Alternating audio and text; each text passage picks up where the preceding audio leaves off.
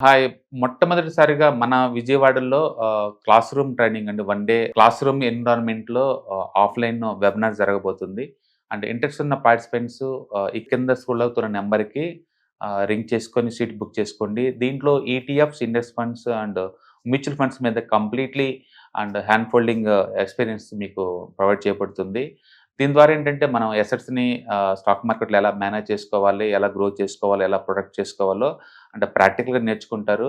And ఇప్పటి వరకు మనం ఆన్‌లైన్‌లోనే మీరు అటెండ్ అవుతున్నారు. ఇక నుంచి మీరు మన విజయవాడ సిటీలోనే అండ్ లైవ్‌లో క్లాస్ రూమ్ ఎన్విరాన్మెంట్‌లో నేర్చుకునే ఛాన్స్ దొరుకుతుంది. కాబట్టి ఇంట్రెస్ట్ ఉన్న పార్టిసిపెంట్స్ కింద స్క్రోల్ అవుతున్న నంబర్‌కి పింగ్ చేసి సీట్ రిజర్వ్ చేసుకోండి. Thank you. నమస్తే కళ్యాణ్ గారు. నమస్తే జయ గారు. మురళి అని మనకు ఒక పర్సన్ మెయిల్ చేశాడండి.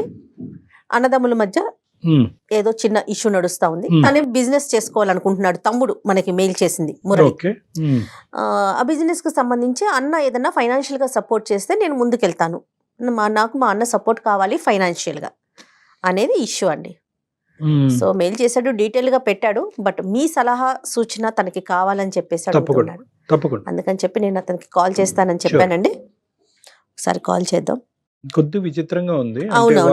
అతను అడగకుండా మన ద్వారా అడిగించటం అనేది ఏదో ఒక ఇమోషనల్ సెంటిమెంటల్ ఇష్యూ అయితే ఉంటది. అది బహుశా అతను ఫేస్ చేసి డైరెక్ట్ గా అడగలేకపోతున్నాడు. అవును, డబ్బు ఎవరినైనా మార్చేస్తుంది కళ్యాణ్ గారు, కాదంటారా? అవును మేడం, ఎలాంటి బంధాన్నైనా. అవును.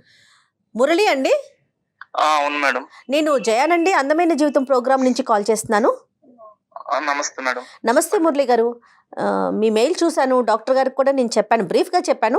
నాతో పాటు డాక్టర్ కళ్యాణ్ చక్రవర్తి గారు ఉన్నారు, ఒకసారి మాట్లాడతారా? సరే మేడం. యా, ఒకసారి చెప్పండి. మురళి నమస్తే. మురళి నమస్తే సార్. ఎంత మురళి, ఏజ్ ఎంత మీది, ఎక్కడ ఉంటారు? మాది తుని దగ్గర సార్. మాది. Okay okay. మీరేం చేస్తూ ఉంటారు? ప్రెసెంట్ అయితే బిజినెస్ లాస్ వచ్చి ఖాళీగానే ఉన్నాను సార్. అయ్యో, మీ వయసు ఎంత మురళి? నా వయసు 23 సార్. ఇప్పుడు ఇప్పుడు ప్రెసెంట్ తుని నుంచే మాట్లాడుతున్నారా? లేదు సార్, మా హైదరాబాద్ వచ్చాను సార్ మా అన్నయ్యని కలవడానికి. అన్నయ్యని కలవటానికి ఏంటి సమస్య ఏంటి మురళి? మాకు అమ్మ, నాన్న, అన్నయ్య, నేను, చెల్లి ఉండేవాళ్ళం సార్. అమ్మ నాన్నలకి నాకంటే చెల్లి కంటే కూడా అన్నయ్యనే బాగా ప్రేమగా చూసుకునేవారు సార్. ఎప్పుడైతే అన్నయ్యకి పెళ్లి జరిగిందో అమ్మ నాన్న పక్కన పెట్టేశాడు సార్. అన్నయ్య పక్కన పెట్టేశాడు. వదిన మాటలు విని అమ్మ నాన్నల్ని ఇంక దూరం పెట్టేసి ఇలా హైదరాబాద్ వచ్చేసాడు సార్. హైదరాబాద్ వచ్చిన తర్వాత ఉన్న ఒక్క ఇల్లు ఆధారం ఆ ఇల్లు ఒకటే ఉండేది సార్. ఊర్లో ఉండేదా? అవును సార్. వదిన బలవంతం మీద నాకు అప్పులు ఉన్నాయని చెప్పి మాతో ఇంకా ఏదోలా సంతకం చేయించేసుకుని ఇల్లు అమ్మేశారు సార్. అప్పట్లో ఇల్లు అమ్మేయటం కూడా జరిగిపోయింది సార్. అప్పట్లో ఆ ఇల్లు 10 లక్షలు వచ్చింది సార్. అప్పట్లో 10 లక్షలు అంటే చాలా ఎక్కువ సార్ అది. ఇప్పుడు దాని ఇల్లు వాల్యూ 3.5 కోట్లు 4 కోట్ల దగ్గరలో ఉంటుంది సార్ అది. ఇప్పుడు వదిన మాటలు విని అమ్మ నాన్న శత్రువుల్లా చూసారు సార్. అంటే మీ వయసు కూడా చిన్నది, మీకు అర్థం కాలేదేమో పరిస్థితి ఏంటి అనేది. మనకున్న ఏకైక ఆధారం వెళ్ళిపోతుంది చేతుల్లోంచి అనేది మీకు అర్థం కాలేదు. అప్పుడు అర్థం కాలేదు సార్ నాకు. అమ్మ నాన్నలు పెట్టమన్నారు కదా అని చెప్పి పెట్టేశాను సార్ నేను సంతకం. మీ వాటా మీకు వచ్చింది, అందరికి వాటాలు సమానంగా పంచుకున్నారా మురళి గారు? పెద్దోడు కదా సార్, అన్నయ్యకి కొద్దిగా ఎక్కువ ఇచ్చారు సార్. చెల్లికి నాకు అమ్మా నాన్నలు ఉన్నారు కదా అని చెప్పేసి నేను అప్పట్లో మనీ గురించి పెద్దగా పట్టించుకోలేదు సార్. అమ్మా నాన్నలే చూసుకున్నారు. వాటా అప్పుడు సరిగ్గా వచ్చిందో కూడా నాకు పూర్తిగా తెలియదు సార్. లెక్క తెలియని వయసులేండి. సరే మురళి, తర్వాత ఏమైందన్న? ఇప్పుడున్న పరిస్థితి ఏంటి? తర్వాత వచ్చిన డబ్బులతో బిజినెస్ చేశాను సార్. బిజినెస్ లాస్ వచ్చింది. చదువుకోలేదా మీరేమీ? పెద్దగా అయితే ఏం చదువుకోలేదు సార్. ఇంకా అన్న వెళ్ళిపోయిన తర్వాత ఇంటర్ అయింది సార్ నాది. ఏంటి, ఏ బిజినెస్ ఇది మీరు చేసేది? చికెన్ షాప్ పెట్టాను సార్. ఓకే, లాస్ వచ్చిందా? అవును సార్, ఫ్రెండ్స్ తో లాస్ వచ్చింది. ఉందా మూసేసారా? ప్రెసెంట్ మూసేసాను సార్, ఇంకా అప్పుల్లో ఉండడం వల్ల. సరే సరే, మాకెందుకు చేశారు నాన్న? ఈ విధంగా అప్పుల్లో ఉన్నాం సార్. నా భార్య బిడ్డలు అది ఇప్పుడు ఏం చేయాలో అర్థం కావట్లేదు సార్. మా అన్న అయితే ఉన్నాడు కదా హైదరాబాద్ లో అని చెప్పి వచ్చాను సార్, ఏమన్నా హెల్ప్ చేస్తాడేమో అని. మీరు చెప్తే సహాయం చేసే పరిస్థితిలో లేడా అన్నయ్య? అన్నయ్య అయితే ఇప్పుడు చాలా బాగున్నాడు సార్ ఇప్పుడు. కాకపోతే నాతో అయితే సరిగ్గా మాట్లాడట్లేదు సార్ ఇప్పుడు. మాట్లాడలేదు. ఎన్ని సంవత్సరాల నుంచి మాటలు లేవు మీకు? దాదాపు 1.5 years నుంచి సార్. అమ్మ నాన్నతో మాట్లాడుతున్నాడా? అది కూడా లేదా? అమ్మ నాన్నలు అన్నయ్య ఎప్పుడైతే హైదరాబాద్ వచ్చారో తర్వాత వాళ్ళు బెంగతో వాళ్ళు చనిపోయారు సార్. వాళ్ళనైతే అన్నయ్య వచ్చిన తర్వాత అంత అమ్మ నాన్న ఎలా ఉన్నారని కూడా ఏ రోజు అడగలేదు సార్ నా ఫోన్ చేసి. సిస్టర్ పెళ్లి అయిపోయిందా? అమ్మ నాన్న చనిపోక ముందే అయ్యిందా? సిస్టర్ పెళ్లి అయితే అమ్మ నాన్నలు ఉండగానే అయింది సార్. కాకపోతే వాళ్ళకి కూడా పెద్ద ఏమీ లేదు సార్. వాళ్ళకి కూడా సిస్టర్ పెళ్లి అయితే చేసాం కానీ డెలివరీకి ఎవరైనా సరే ఏడపిల్లైనా సరే అమ్మ నాన్నలు ఇంటికి వచ్చి పుట్టింటితో చేసుకుంటుంది కదా. ప్రసవం అవుతుంది. కానీ ఆ పరిస్థితుల్లో నేను లేను సార్. స్తోమత కూడా నాకు లేదు చేయించే స్తోమత. అన్నయ్య చెల్లిని కూడా పట్టించుకోడండి? ఏంటి మేడం? అన్నయ్య చెల్లి గురించి కూడా చూడరా? లేదు మేడం, చెల్లి ఉన్నదన్న సంగతే మర్చిపోయాడు అన్నయ్య. అయ్యయ్యో, అసలు ఏంటి కారణం ఏంటంటారు? మీరేమనుకుంటున్నారు? మొత్తం అంతా మా వదినే చేసింది మేడం. వచ్చిన దగ్గర నుంచి మా అమ్మా నాన్నలు శత్రువుల్లా చూసేవారు. మా వదిన మాటలు విని మా అన్నయ్య ఇంకా మా అమ్మా నాన్నలు నెగ్లెక్ట్ చేస్తాడు బాగా. అని వదినే కారణం అంటారా, లేదంటే వదిన కారణానికి చూపెట్టి మీ బ్రదరే ఇలాగా దిగజారాడా? లేదండి, వదిన కారణంగా అలా దిగజారిపోయాడు. తల్లిదండ్రుల్ని పక్కన పెట్టేసి అత్తమామలే నా తల్లిదండ్రులు అని ఎంతగా ఎదిగిపోయాడు మా అన్నయ్య.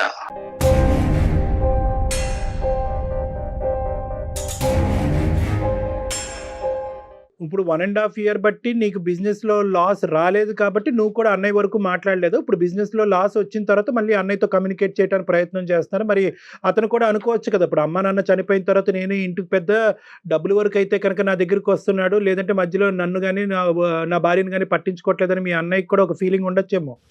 లేదు సార్, నేను చాలా సార్లు మధ్యలో ఫోన్ చేశాను ఎలా ఉన్నామని ఫోన్ చేయడానికి. నా ఫోన్ అసలు లిఫ్ట్ చేసేవాడు కాదు సార్, నెగ్లెక్ట్ చేసేవాడు.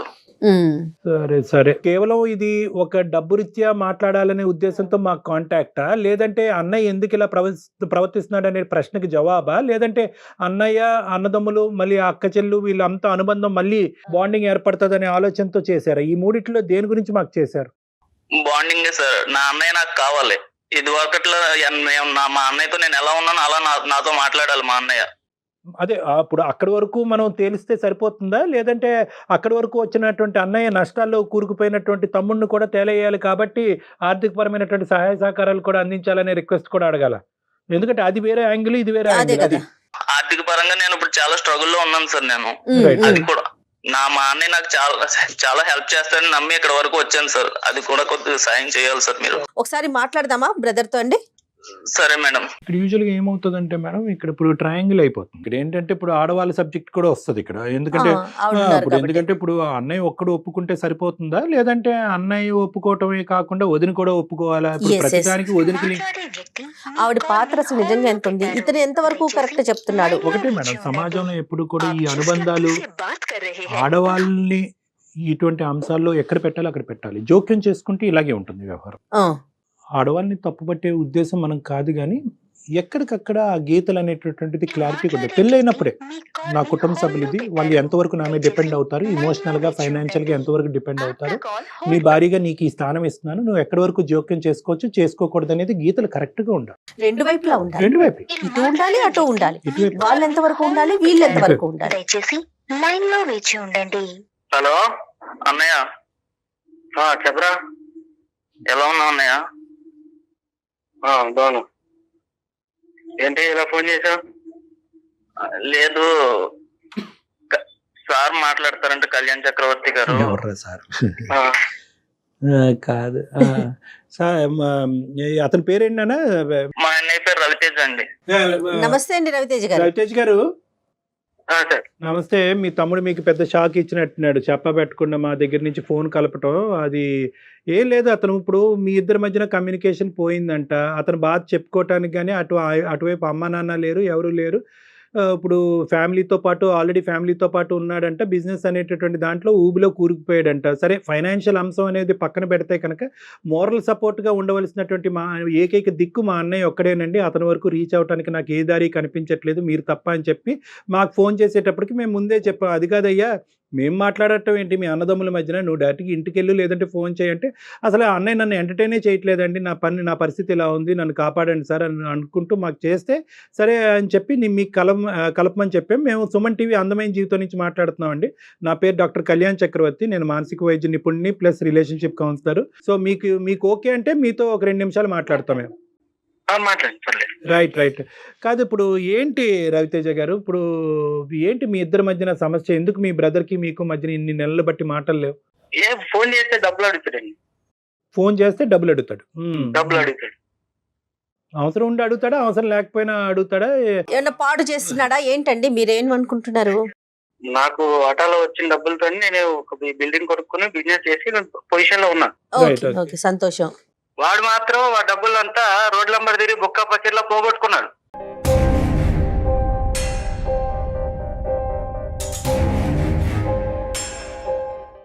వాడికి అవసరం వచ్చినప్పుడల్లా ఫోన్ చేస్తుంటాడు, అందుకే ఫోన్ లిఫ్ట్ చేయడం మానేసా. రైట్. సో ఓన్లీ డబ్బులకే మీ బ్రదర్ ఫోన్ చేస్తాడంటారు మీరు? అంతే కదండి, పొజిషన్ లో నేను ఉన్నాను కాబట్టి నన్ను అడగడానికి ట్రై చేస్తున్నాడు. ఆర్థిక లావాదేవీలు తప్ప ఇంకేమీ లేదండి? మీకు ఒక సిస్టర్ కూడా ఉన్నట్టున్నారు రవితేజ గారు. అవునండి. ఆవిడతో కమ్యూనికేషన్ ఎలా ఉంది మీది? సిస్టర్ ఉన్న సంగతే మర్చిపోయాడండి ఆయన. కాదు, ఆవిడతో కమ్యూనికేషన్ ఉందా? మీ సిస్టర్ తో కమ్యూనికేషన్ ఉందా రవితేజ గారు మీకు? అప్పుడప్పుడు మాట్లాడుతూ ఉంటాను. అప్పుడప్పుడు, అక్కడ కూడా అప్పుడప్పుడే, ఇక్కడ అసలు లేదు.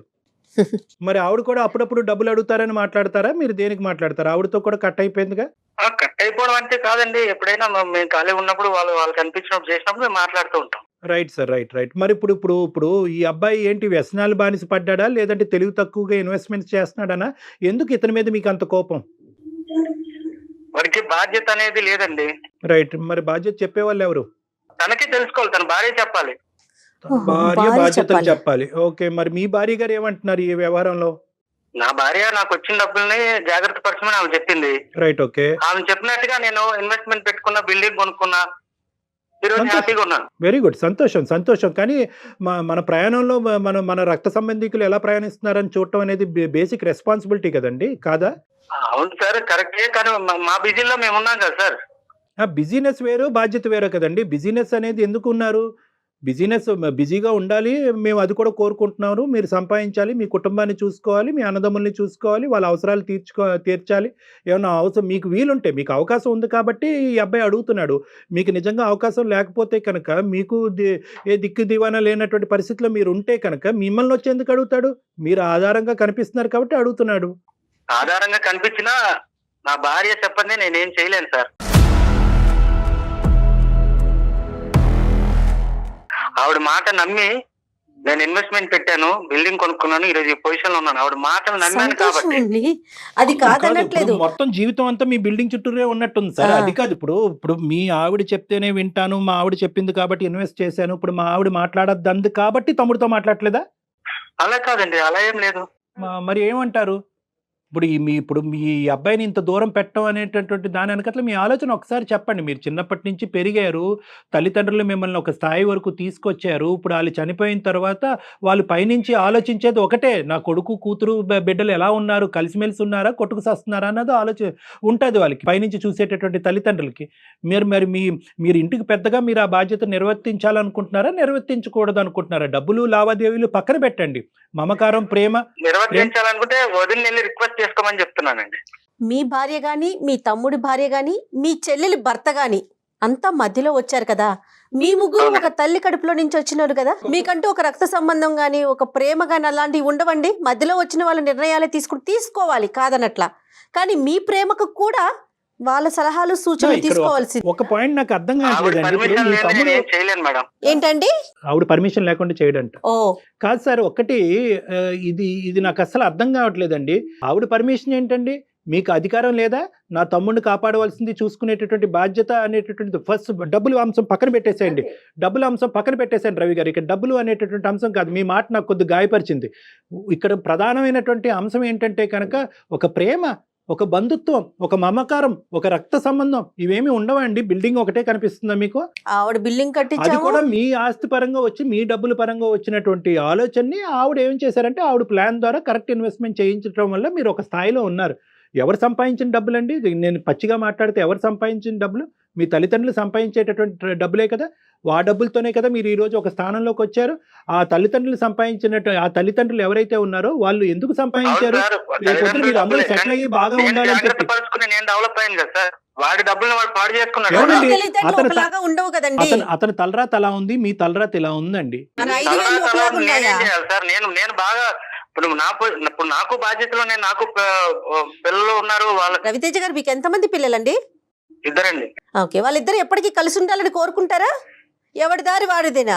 ఓన్లీ డబ్బులు అవసరం అయితేనే నువ్వు వాళ్ళు తలుపు తడతావంట, మిగతా టైంలో అసలు వాళ్ళ ఇంటికి వెళ్ళవంట, వాళ్ళ వదిలికి ఏమి గౌరవం ఇవ్వంట. ఇప్పుడు సంవత్సరం తర్వాత ఫోన్ చేశాడు, అన్నయ్య బాగున్నావా, పిల్లలు బాగున్నారా, వదిలి బాగుందని మాట్లాడేది లేదు, అడిగేది లేదండి. డబ్బులు కావాలి కాబట్టి ఫోన్ చేశాడు. ఏ మురళి, దీనికి నీ సమాధానం ఏంటి మురళి? లేదు సార్, నేను ఫోన్ చేసిన ప్రతిసారి కాల్ లిఫ్ట్ చేయడు సార్, అసలు ఫోన్ ఎత్తాడు. సర్లే, ఎలా మాట్లాడతాను సార్ నేను? ఫోన్ చేసిన ప్రతిసారి డబ్బులు కోసం అనుకుని ఫోన్ కట్ చేసేస్తాడు. లేదన్నయ్య, పని లేకుండా ఎవరున్నారు, అందరూ పని చేసుకుంటున్నారు, 2 నిమిషాలు ఫోన్ మాట్లాడలేవన్నయ్య నువ్వు. మా బిజీలో మేము ఉంటాం రా, ఫోన్ ఎదురు చూస్తుంటామా? 2 నిమిషాలు డబ్బులు డబ్బులు డబ్బులు అంటే డబ్బులు ఏమైనా చెట్లు కాస్తున్నాయా? డబ్బులు చెట్లు కాస్తున్నాయి నేను అనలేదన్నయ్య. మరి కొద్దిగా సాయం చేయి, నేను బాగా నష్టాల్లో ఉన్నాను. నాకు సాయం చేయాలంటే వదిన దగ్గరికి వెళ్ళి రిక్వెస్ట్ చేసుకో. వదిన అడగాల్సిన పని నాకే, నేను ఏమన్నా అడగాలనుకుంటే నిన్ను అడుగుతా. వదిన అడగడానికి నామోసియా, తల్లి లాంటిది కదా. నీకేమైంది? ఈ రోజు మన తల్లిదండ్రులు నాతో లేరంటే దానికి కారణం ఎవరు? వదిన వచ్చి ఈ కుటుంబాన్ని విడగొట్టడం వల్లే కదా. కొంచెం ఎక్కువ మాట్లాడుతున్నావు, చనిపోయారు. కొంచెం ఎక్కువ మాట్లాడుతున్నారా?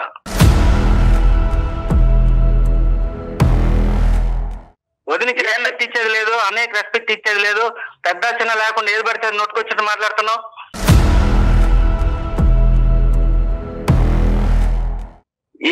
డబ్బులు సహాయం కోరినప్పుడు రిక్వెస్ట్ నిజమైతే నువ్వు అదార్తిగా వచ్చి మా మీద కూర్చుని ఇస్తావా చేస్తావా అన్నట్టు డిమాండ్ పెడతావేంటి?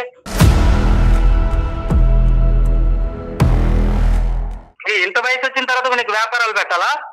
లే ఒక్క నిమిషం, మన డబ్బులు అనే సబ్జెక్ట్ మాట్లాడుకునే ముందు ఏమండి, ఇది ప్రధానంగా ఏంటంటే కుటుంబరీత్యా ఏర్పడేటటువంటి మానసిక పరమైనటువంటి సమస్యలకు సంబంధించింది, లీగల్ మ్యాటర్స్ కానీ డబ్బులు సంబంధించినటువంటి. ఓకే, సహాయం చేయాలి అనే ఉద్దేశం ఉంటే కనుక మీరు సహాయం చేయొచ్చు రవి గారు, కాదు కూడదు అంటే కనుక లేదు. అంతేగాని వదిన అడిగితే చేస్తుంది, వదిన చెప్తే చేస్తుంది అనేటటువంటి అంశం ఇక్కడ అసలు బాగాలేదు. అది నెంబర్ 1.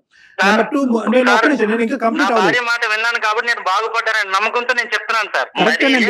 భార్య మాటలు విని బాగుపడ్డ వాళ్ళు ఉన్నారు కానీ చెడిపోయిన వాళ్ళు ఎవరైనా ఉన్నారా చెప్పండి. మాట విన్నాను కాబట్టి నేను ఈ పొజిషన్ లో ఉన్నానని చెప్తున్నా. ఒకే ఒక పాయింట్, మీ భార్య గురించి మేము ఇక్కడ మాట్లాడే హక్కు మాకు లేదు. ఆవిడ హెల్ప్ చేస్తే కనుక మీరు ఈ స్థాయిలో ఉన్నారు అనేటటువంటిది పచ్చి నిజం. దానికి మీరెంత ఆనందిస్తున్నారో మేము అంతే ఆనందిస్తున్నాం, దాంట్లో ఎటువంటి తప్పుదేం లేదు. కానీ ఏంటంటే మీరొక్కలే బాగుపడాలి, మీరొక్కలే పైకి రావాలి, మీ కుటుంబాన్ని నిలదొక్కోవాలి అనేటటువంటిది స్వార్థం. బహుశా మీ భార్య ఆ ఉద్దేశంతో అయితే మాత్రం మిమ్మల్ని ఈ పరిస్థితి వరకు తీసుకొచ్చి ఉండదు. ఆవిడతో మనం మాట్లాడలేదు, ఆవిడ ఒపీనియన్ గురించి ఇక్కడ అభిప్రాయ భేదాలు వద్దు. ఇక్కడ నేను మురళీకి ఏమని చెప్తున్నానంటే, నువ్వు తొందరపడి ఇలాంటి పదాలు వాడటం వల్ల దానిలో మమ్మల్ని భాగస్వామ్యం చేసి మీడియేషన్ చేయండి, నాకు హెల్ప్ చేయండి అంటే మేము చేయలేం. వదిని విడగొట్టింది, ఎందుకయ్యా ఈ పెద్ద పెద్ద మాటలు? వదిన వల్ల అమ్మా నాన్న చనిపోయారు, ఎందుకయ్యా ఈ పెద్ద పెద్ద మాటలు? వదిన లేకపోతే కనుక మన ఇద్దరం కలిసి ఉండేవాళ్ళము, ఎందుకయ్యా ఈ పెద్ద పెద్ద మాటలు? సో ఇక్కడ కూడా నిన్ను కూడా నువ్వు నియంత్రించుకోవాల్సినటువంటి అవసరం ఉంది. ఆవిడతో మనం మాట్లాడకుండా, ఆవిడెవడో చూడకుండా ఆవిడని రాక్షసి కింద ఇక్కడ చిత్రీకరించడం అనేటటువంటిది ఒక పబ్లిక్ వేదిక మీద కరెక్ట్ కాదు. ఆవిడ ఖచ్చితంగా ఆ కుటుంబానికి హెల్ప్ చేసింది. మంది ఒకే యాంగిల్. ఎప్పుడు వేరు చేసి నా భార్యను దూరం పెట్టి కుటుంబం నుంచి వేరు చేసే మాట్లాడతారు. ఆమె ఒక బూచిలాగా ఆమె మొత్తం చేసింది అన్నట్టు. తెలియక మాట్లాడుతున్నాను, అందుకే సరిదిద్దే ప్రయత్నం చేస్తున్నాను. లేదన్నయ్య, ఎప్పుడైనా సరే మన అమ్మా నాన్నలు వదిన ఎప్పుడు శత్రువుల్లాగా ఎదురు పడితే పక్క పక్కకు వెళ్ళిపోయేవారు అన్నయ్య. నువ్వు ఎప్పుడు చూసుకుంటావు వదిన మాటలే నమ్ముతావు. నువ్వు అమ్మ నాన్నలు ఎప్పుడన్నా పట్టించుకున్నావు పెళ్లి అయిన తర్వాత? మళ్ళీ అట్లీస్ట్ వాళ్ళు ఏం చెప్తున్నారో అది విన్నావా ఏ రోజు అన్నాను? మురళి ఇక్కడ ఒక్క ఇంపార్టెంట్ పాయింట్ చెప్తాను. ఈ రోజు మీ అమ్మ నాన్నగారు ఇక్కడ ప్రత్యక్షంగా లేరు. ఓకే, ఇక్కడ వాళ్ళు ఏ ఒపీనియన్ తో ఉండేవారో, వదిన ఏ అభిప్రాయం ఉందో, వాళ్ళిద్దరి మధ్య ఏ భేదాభిప్రాయాలు అనేటటువంటిది అంతా కూడా గతం గత. ఈ రోజు దాని గురించి మాట్లాడుకోవద్దు. అక్కడ అమ్మ నాన్న తప్పు ఉండొచ్చు, వదిన తప్పు ఉండొచ్చు, ఇద్దరిది తప్పు లేకుండా ఉండొచ్చు, అదంతా పక్కన పెట్టండి. ఈ రోజు ప్రత్యక్షంగా ఏంటంటే అన్నదమ్ముల మధ్యన ఉండే అనుబంధాన్ని వదిన మధ్యలో దూరి విడదీస్తుందా అనేటటువంటి సబ్జెక్ట్ గురించి మనం మాట్లాడుకుంటున్నాం. అది కానప్పుడు దానికి నీకు నిదర్శన ఆధారం లేనప్పుడు మీ వదిన్ని ఇంకో విధంగా చిత్రీకరించి పెయింట్ చేసి చూపెట్టడం అన్నది కరెక్ట్ కాదు. మీ అన్నయ్య ఏమంటున్నాడు? నన్ను ఎంత గౌరవిస్తున్నావో అంతే గౌరవం వదినకి ఇవ్వండి, వదిన తల్లి లాంటిదని అంటున్నావు. తప్పే ఉంది ఆ మాటలో? ఎన్నిసార్లు నువ్వు మీ అన్నయ్యకి ఫోన్ చేస్తే మీ అన్నయ్య కట్ చేసాడని అంటున్నావు. ఎన్నిసార్లు నువ్వు వదినకి ఎందుకు ఫోన్ చేయలేదు? మీ వదినకి ఫోన్ చేయొచ్చుగా, తల్లేగా. నువ్వు ఎందుకు మీకు తెలియకుండానే మీ వదిన మీద ఒక గ్రడ్జ్ పెంచుకున్నావు నువ్వు? లేదు సార్, ఇప్పటి వరకు మా వదిన అసలు నన్ను చూడదు సార్. అసలు వదిన అంటే తల్లితో సమానం అంటారు. ఏ రోజు కూడా నన్ను కొడుకులా చూడలేదు సార్ తను. నువ్వు వెళ్ళి ఎప్పుడైనా అడిగావా? సాయం అడిగావా? నీ భార్య ఇప్పుడు మురళిని చాలా ఇదిగా చూసేది, మీ తమ్ముడిని అసలు ఇదిగా పట్టించుకునేది కాదు అనే విధంగా ఏమైంది ఏంటి అనేది అవి కూడా నేను నమ్మను సార్, మీరు నమ్మరు. అది నేను నమ్మను. వాడు అలా చెప్తా ఉంటాడు. పరాయి వాళ్ళు అయిపోయారు మేడం, వాళ్ళ అత్తమామలే వాళ్ళకి తల్లిదండ్రులు అయిపోయారు తర్వాత. అవన్నీ మాట్లాడకూడదు మురళి. మనం నీ అదుపులో నువ్వు మాట్లాడితే సమస్యకు పరిష్కారం వస్తుంది, లేదంటే సమస్య జటిలం అవుతుంది. దయచేసి అర్థం చేసుకొని, నీకు అంత అనుభవం లేదు, అంత వయసు లేదు, రోడ్డు మీద ఒక్క పచ్చిలా తిరిగి నీకున్న డబ్బుల్ని పోగొట్టుకుని ఏదో బిజినెస్ చేసి నువ్వేమో కంగారు చేసుకుని ఈ రోజు నా మీదకి వస్తే నేనేం చేయాలి? నేనేం చేయలేను సార్. తనే ఇల్లు అడగమంటున్నాను వాడిని. తెలియనప్పుడు ఇల్లు అయితే అమ్మేశారన్న. ఆ ఇల్లు కానీ ఇప్పుడు ఉంటే నా పరిస్థితి బాగుందన్న. నీ అంత కాకపోయినా సరే బాగుండేవాడిని. సార్ ఒక మాట, ఇప్పుడు ఒకవేళ వీడికి డబ్బులు ఇచ్చినా, ఇన్వెస్ట్మెంట్ పెట్టినా, వ్యాపారం పెట్టినా గతంలో లాగా పోగొట్టుకోకుండా ఉంటాడని గ్యారంటీ ఏమైనా ఉందా సార్? గ్యారంటీ లేదు. కాబట్టే ఆ తల్లిదండ్రులు గీత గీసేటటువంటి గీత, ఆ కోచింగ్ ఏదైనా చేయాలి అంటే అన్నయ్యగా మీరు బాధ్యత ఉపయోగించండి. నమ్మకం లేదు సార్ వీడి మీద. ఎప్పుడు ఇంటికి పెద్ద కొడుకు అంటావు, ఇంటి కోసం నువ్వు ఏమైనా చేసేవన్నయ్య? అది ఒకటి చెప్పు, ఈ రోజైనా పెద్ద కొడుకు అంటావు కదా, ఎప్పుడు నువ్వు ఇంటి కోసం ఏమైనా చేసేవా? ఇప్పుడు తమ్ముడు ఉన్నా, నువ్వు చూసుకుంటున్నావనే ధైర్యంతో మేము ఇక్కడ మా పీజీలో మేము ఉన్నాం, మా వర్క్ లో. చూడండి నువ్వేం చేసావు. చూడండి సార్, ఏదైనా అంటే ఇవి ఇలాగ దాటేస్తూ ఉంటారు ప్రతిదీ. కాదు ఒకటి మురళి నాన్న చిన్నోడివి నువ్వు. నేను ఒక మాట చెప్తున్నాను, డబ్బులు అనేటటువంటి అంశం కాకుండా అన్న ఇలా బిజినెస్ పెడదాం అనుకుంటున్నాను, నీకు వచ్చినటువంటి ఆస్తిలో ఉండేటటువంటి భాగాన్ని నువ్వు ఈ విధంగా వాడుకుని సక్సెస్ఫుల్ అయ్యావు. ఒకప్పుడు నేను ఏ విధంగా చేస్తే బాగుంటుంది అనేటటువంటి టెక్నికల్ అడ్వైస్, ఇన్వెస్ట్మెంట్ పరమైనటువంటి అడ్వైస్ మీరు తీసుకోవాల్సినటువంటి, ఇప్పుడు తీసుకోవటం కాదు మేడం, తీసుకోవాల్సినటువంటి బాధ్యత అనేది చాలా మీ నెత్తి మీద కూడా ఉంది. ఇక్కడ ఇప్పుడు ఎలా ఉంది అంటే కనుక సబ్జెక్టు, నా అన్నయ్య అనేటటువంటి వాడు ఎప్పుడు గుర్తు వస్తుంది, అన్నయ్య పెద్దరికం అనేది ఎప్పుడు గుర్తు వస్తుంది అంటే డబ్బులు అవసరమైనప్పుడు, బిజినెస్లో కూరుకుపోయినప్పుడే గుర్తు వస్తుంది అనే భావం మీ అన్నయ్య వ్యక్తపరుస్తున్నాడు. ఆ భావం ఎక్కడి నుంచి వచ్చింది? మీ అన్నయ్య ఊహించుకుంటున్నాడా? ఊహించుకోవట్లేదు. అతను మీరేంటంటే పెద్దరికం అనుకుంటూ ఆ పెద్దరికానికి ఎటువంటి గౌరవం ఇచ్చారు? అతని భార్యని నిలదీశారు, ఆ భార్య మీద అనవసరమైనటువంటి అబండాలు వేశారు, కుటుంబాన్ని విడదీసింది, తల్లిదండ్రుల్ని చంపేసింది అనేటటువంటి మాటలు మాట్లాడుతూ ఈరోజు ఏ విధంగా అతను ఈ సిచ్యువేషన్ ని రెక్టిఫై చేయగలడు? అన్న కావాలి కానీ వదిన వద్దంటున్నారు మీరు. ఇక్కడ ముఖ్యంగా ఏంటంటే వదిన ద్వారా రాయబారం చేయాలా అన్నయ్య దగ్గరికి వెళ్ళటానికి? వదిన అడిగితే అన్నయ్య డబ్బులు ఇస్తాడా? వదిన అడిగితే కనుక అన్నయ్య వచ్చి నాకు ప్రేమ పంచిస్తాడా అనేటటువంటి అంశాలను నేను ఖండిస్తున్నాను. అది కూడా కరెక్ట్ కాదు. కానీ ఇక్కడ ఏంటంటే ఆవిడ మనసు కూడా, ఒక ఆడదానిగా ఆవిడ మనసు కూడా ఎక్కడో గాయపడింది. అది చల్లార్చేటటువంటి ప్రయత్నం చేయకుండా అగ్గికి ఆర్జం పోసేటటువంటి విధంగా నువ్వు కూడా మాట్లాడితే కనుక ఆవిడకి పాత జ్ఞాపకాలన్నీ గుర్తొస్తాయి. నువ్వు ఆ ఒడ్డును ఉంటావు, ఈ అన్నయ్య ఈ ఒడ్డును ఉంటాడు, మీరిద్దరికీ. అంటే నేనేమంటున్నానంటే ఇక్కడ ఎవరో ఒకరు మీడియేషన్ కావాలి, ఎవరో ఒకరు మంచితనం కావాలి, ఎవరో అర్థం చేసుకునేటటువంటి విధానం కావాలి. ఆ కీలక పాత్ర ఇక్కడ పోషించేది అదృష్టమో దురదృష్టమో ఆ వదినే అయ్యింది. సో నేనేమంటున్నానంటే ఇద్దరికీ బాధ్యత ఉంది. ఇప్పుడు నాకు కావాల్సింది ఏంటంటే, రవితేజ గారు ఒక్క చిన్న మాట చెప్తాను, మీరు నాకు చెడ్డగా అనిపించట్లేదు, ఆ అబ్బాయి నాకు చెడ్డగా అనిపించట్లేదు, కేవలం మనస్పర్ధలు, ఆ పాత జ్ఞాపకాలు గుర్తు తెచ్చుకుని ఈ అబ్బాయి మనసులో తల్లిదండ్రులను విడదీసింది, కుటుంబాన్ని విడదీసింది, తల్లిదండ్రులు చంపేసింది అనేటటువంటి విధంగా ఈ అబ్బాయి మనసులో ఒక చేదు బీజం పట్టడం వల్ల ఈ అబ్బాయి ఇలా అయిపోయాడు. సో నేను అనేది ఏంటంటే, మీరు ఫస్ట్ ఆఫ్ ఆల్ ఒక పెద్దరికం తీసుకుని మీ భార్యకి సముదాయించి ఆవిడికి నచ్చజెప్పి ఈ అబ్బాయితో ఫస్ట్ వీళ్ళిద్దరిని మాట్లాడించుకోండి. మీరే అంటున్నారు కదా తల్లి బిడ్డలు లాంటి వాళ్ళు వీళ్ళిద్దరు అని చెప్పి, మీరే అంటున్నారు, ఆ సందర్భాన్ని మీరే కల్పించండి. ఏమే ఆడేదో తెలియక మాట్లాడుతున్నాడు, డబ్బు అనే అంశం పక్కన పెట్టేయండి, ఇస్తే ఇవ్వండి బాగుపడతాడు, లేదంటే లేదు, అది పక్కన పెట్టండి. మానవ సంబంధాలండి, మానవ సంబంధాలు అనేటటువంటిది వ్యాపారం కాదు. బహుశా మీరేంటంటే ప్రతి అంశంలో డబ్బు, బిజినెస్, నష్టం, కష్టం అనేటటువంటి ఈ అంశాలు మాట్లాడటం వల్ల మీ ఇద్దరి యొక్క సంబంధం కాస్త బిజినెస్ సంబంధం అయిపోయి అతను అన్న నాకు కడుపు నొప్పి వస్తుంది, తలనొప్పి వస్తుంది అని చెప్పుకోవడానికి కూడా దిక్కులేనటువంటి పరిస్థితి అయిపోయింది ఈరోజు. సో కాబట్టి డబ్బు అనేటటువంటి అంశం పక్కన పెట్టి అసలు మీ భార్య గారు, ఇతను, వీళ్ళందరూ వీలవుతే కనుక మీ చెల్లెలు వీళ్ళందరూ కూడా ఒకరోజు కూర్చుని మీ అందరి మధ్యన ఉన్న డిఫరెన్సెస్ క్లియర్ చేసుకోండి. నా ప్రయత్నం నేను చేస్తాను, కానీ తను కూడా వదిలిని రిక్వెస్ట్ చేయాలి. తప్పకుండా చూడండి సార్, ఇంతవరకు చెప్పినా సరే మరి ఇంతలా మురళి అలా కాదు మురళి, నీకన్నా పెద్ద ఆవిడ. ఇప్పుడు అమ్మ లేదు, అమ్మ తిడితే ఒక మాట ఏదన్నా అంటే ఒప్పుకోరు. ఒకటి జాగ్రత్త గుర్తుపెట్టుకోండి మురళి, ఒకటి జాగ్రత్త గుర్తుపెట్టుకో, నీ బిజినెస్ లో కానీ నువ్వు ఇంకా చిన్నపిల్లవాడు ఫ్యూచర్ లో వెళ్ళేటటువంటి విధాన మార్గాల్లో కానీ ఆవేశం అనేటటువంటిది పనికిరాదు. మీ అన్నయ్య ఈ రోజు ఏమంటున్నాడు, నా దగ్గరికి రావద్దు, నాతో మాట్లాడొద్దు అని అన్నాడు. గాయపడినటువంటి వదినికి నీకు మధ్యన ఉండేటటువంటి ఒక బాండింగ్ రిలేషన్షిప్ అనేది మళ్ళీ ఏర్పడితే కనుక నేను కంఫర్టబుల్ జోన్లోకి వస్తాను.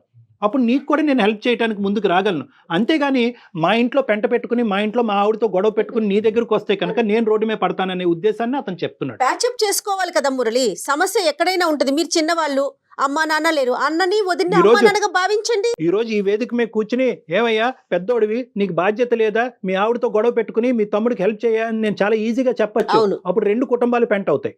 నీ జీవితం పాడైంది, బిజినెస్ పరంగా అతని జీవితం కూడా పాడవుతుంది. అది కరెక్ట్ కాదు. ఈ రోజు నేనేమంటున్నానంటే ఎక్కడ గౌరవం ఇవ్వాలో అక్కడ గౌరవం ఇవ్వండి. అతను చేసేటటువంటి ప్రయత్నం అతను చేస్తాడు, మీ బ్రదరు.